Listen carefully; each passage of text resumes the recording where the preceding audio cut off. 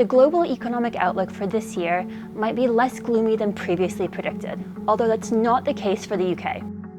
Britain is the only member of the Group of 7 nations whose economy is likely to shrink in 2023, according to the International Monetary Fund's January forecasts. The country has been grappling with a cost of living crisis, with discontent spilling out onto the streets with months of strikes. We have told the government there's an increasing problem.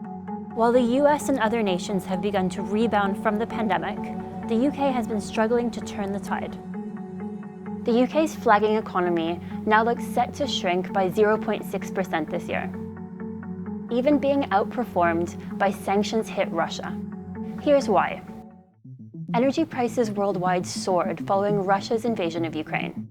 In the UK, inflation is close to its highest in 40 years, largely driven by those high energy costs. Britain was hit particularly hard as it relies on natural gas for much of its power generation and has limited storage capacity. Meanwhile, the US was able to knock down prices domestically after the government released record amounts of oil from its strategic petroleum reserves. In many countries, for example the US, inflation is beginning to ease, thanks partly to policy tightening by central banks.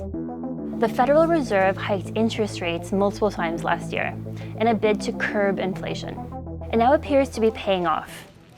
Consumer spending is starting to falter, and price increases are easing, suggesting that the US economy is slowing down. The UK central bank, the Bank of England, also raised interest rates to try to slow inflation, yet UK prices have continued to rise rapidly. Grocery prices surged nearly 17%, and the trade association, the British Retail Consortium, says prices have yet to peak. Workers across sectors have suffered a decline in inflation-adjusted wages, especially those whose salaries are paid for by the state. Strikes from workers such as train drivers, postal workers, nurses, and teachers have become a familiar sight across the UK. Continue to increase except for our pay. Our working conditions have not changed, in fact they've got worse. Another problem for growth is that the country's employment rate has yet to recover to pre-pandemic levels, unlike most other G7 nations. The UK is suffering from a decline in the workforce, with the number of vacancies close to record levels.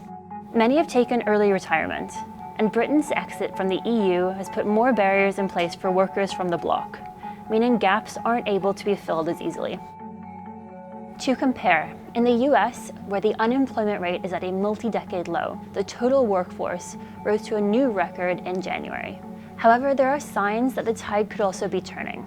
The Bank of England has moderated its economic growth forecasts for the UK, which were previously very negative.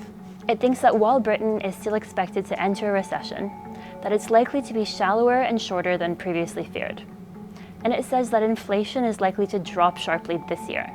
The Bank of England raised its key interest rate on February 2nd, but it signaled that it may pause soon, meaning the economy won't have to endure further sizable increases in borrowing costs. We have seen a turning of the corner, but it's very early days and the risks are very large. And it's really that I think shapes where we go from here.